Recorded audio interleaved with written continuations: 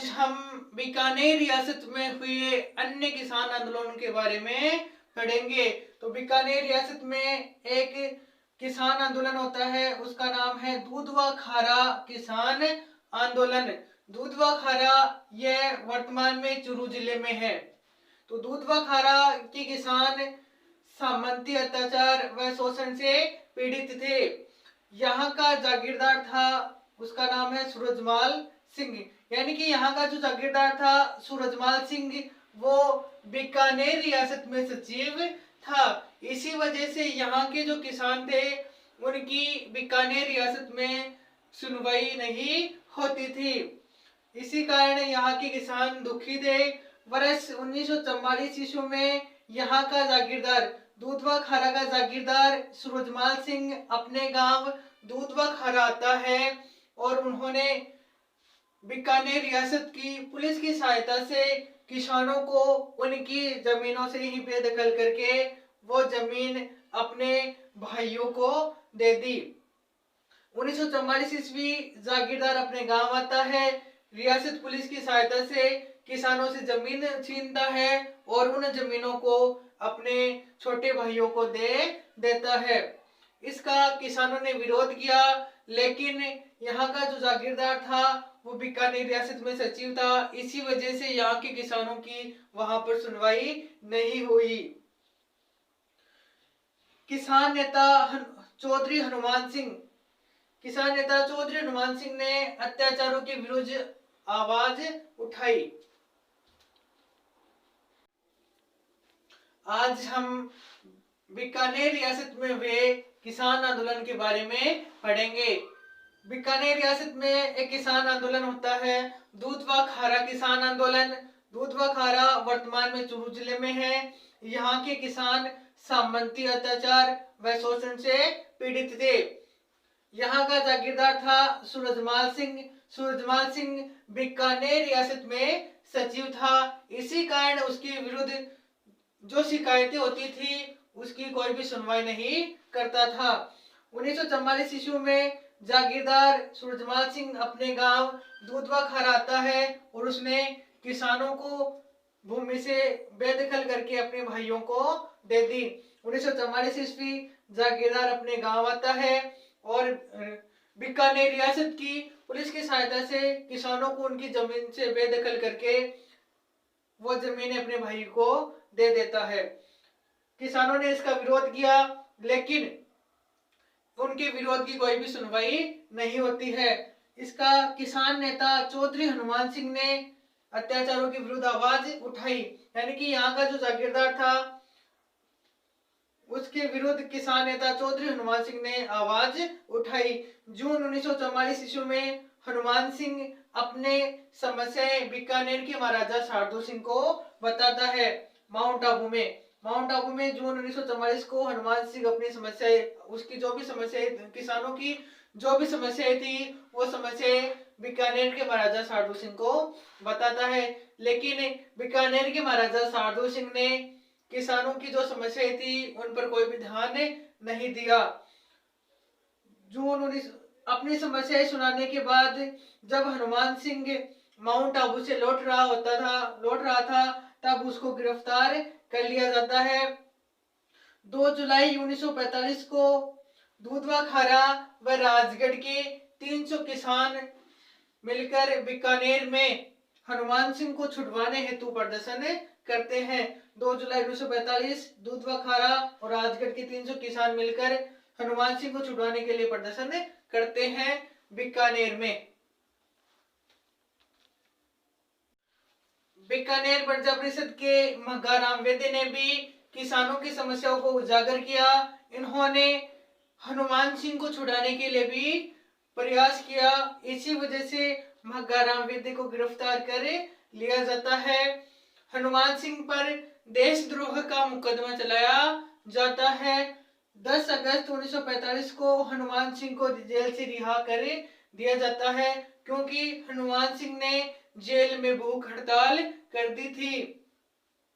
20 मार्च jail से बाहर आने के बाद हनुमान सिंह किसानों को उनकी जमीन वापस दिलाने के लिए संघर्ष कर रहा था। इसी वजह से 20 मार्च 1946 को हनुमान सिंह को दूसरी बार गिरफ्तार कर लिया जाता है किसानों को भड़काने के कारण। 27 जुलाई 1946 को उनको वापस जेल से रिहा कर दिया जाता है स्वास्थ्य खराब होने के कारण, क्योंकि उन्होंने भूख हड़ताल कर दी थी, इसी वजह से उनका स्वास्थ्य खराब हो गया और उन्हें 27 जुलाई 1946 को जेल से रिहा कर दिया जाता है। जेल से बाहर आने के बाद वे दोबारा किसानों के लिए किसानों को उनकी जमीन वापस दिलाने के लिए निरंतर संघर्ष कर रहे थे। इसी कारण 7 अप्रैल 1947 को हनुमान सिंह को तीसरी बार गिरफ्तार कर लिया जाता है। इस बार उन्होंने 65 दिन तक भूख हड़ताल की, इसी कारण उनका स्वास्थ्य खराब हो गया। 1948 में लोकप्रिय सरकार का गठन होने के बाद हनुमान सिंह को जेल से रिहा कर दिया जाता है और इस प्रकार किसानों की समस्याओं का समाधान हो जाता है। बीकानेर प्रजा परिषद के मकाराम वैद्य ने भी किसानों का समस्याओं को उजागर किया। मकाराम वैद्य को गिरफ्तार कर लिया जाता है।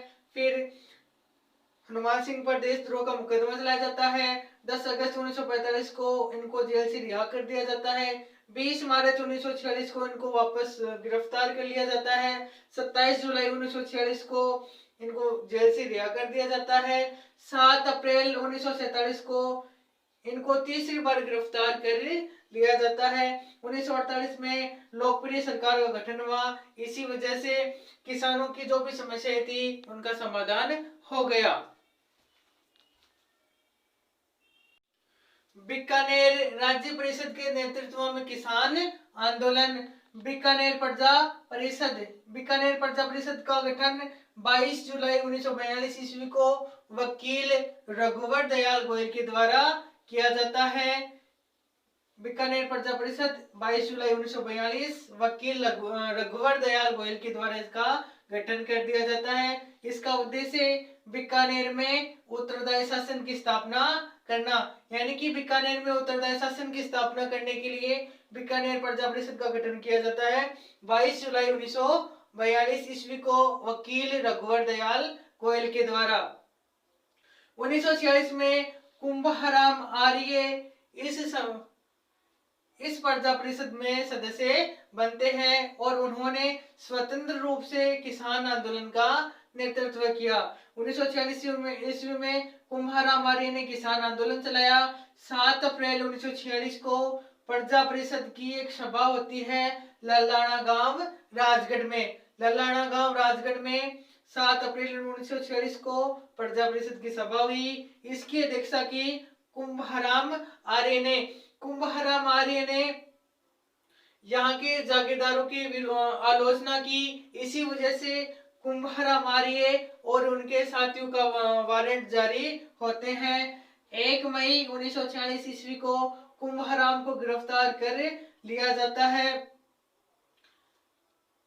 बीकानेर राज्य परिषद के नेतृत्व में एक अन्य घटना को लेकर किसान आंदोलन का नेतृत्व किया जाता है। यह घटना है 1 जुलाई 1946 ईस्वी को रायसिंह नगर में एक जुलूस निकाला जा रहा था किसानों पर जागीरदार द्वारा किए जा रहे अत्याचार के विरुद्ध।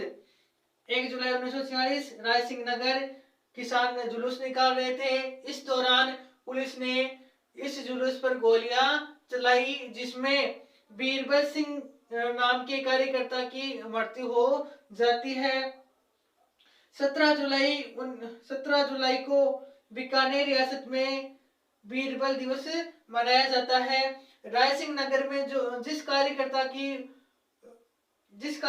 की मृत्यु हो जाती है उसके लिए बीरबल दिवस मनाया जाता है 7 जुलाई को।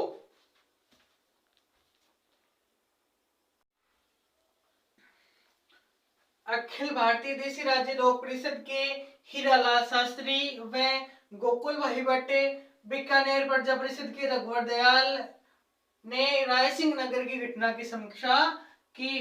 1 जुलाई 1946 को गंगानगर में प्रजा परिषद की बैठक होती है, जिसमें हीरालाल शास्त्री व गोकुल भाई भट्ट भाग लेते हैं। गंगानगर में प्रजा परिषद की बैठक होती है 1 जुलाई 1946। हीरालाल शास्त्री और गोकुल भाई भट्ट इसमें हिस्सा लेते हैं। 6 जुलाई 1946 को बीकानेर में किसान दिवस मनाया जाता है। बीकानेर राज्य में जो किसान आंदोलन हो रहे थे उसमें जो किसान संगठन है वो यहाँ के जागीरदारों के खिलाफ, यहाँ के जागीरदारों की आलोचना कर रहे थे। बीकानेर रियासत में प्रजा परिषद बीकानेर राज्य परिषद के नेतृत्व में जो आंदोलन चलाया जा रहा था उसमें बहुत सारे जाट किसान नेता शामिल हो रहे थे।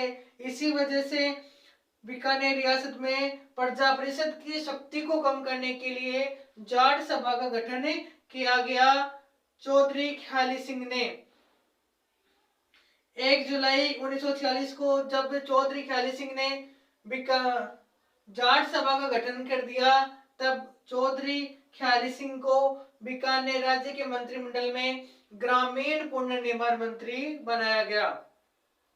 3 अगस्त 1946 को प्रजा परिषद का एक सम्मेलन होता है गोगामेडी में, जिसमें जागीरदारी व्यवस्था को समाप्त कर दिया जाता है। तो जागीरदारी व्यवस्था समाप्त हो जाती है 3 अगस्त 1946 के प्रजा परिषद के सम्मेलन गोगामेडी में। वर्ष 1948 में उत्तरदायी शासन की स्थापना के बाद किसानों की जितनी भी समस्याएं थी वो सारी समस्याएं सुलझा दी जाती है।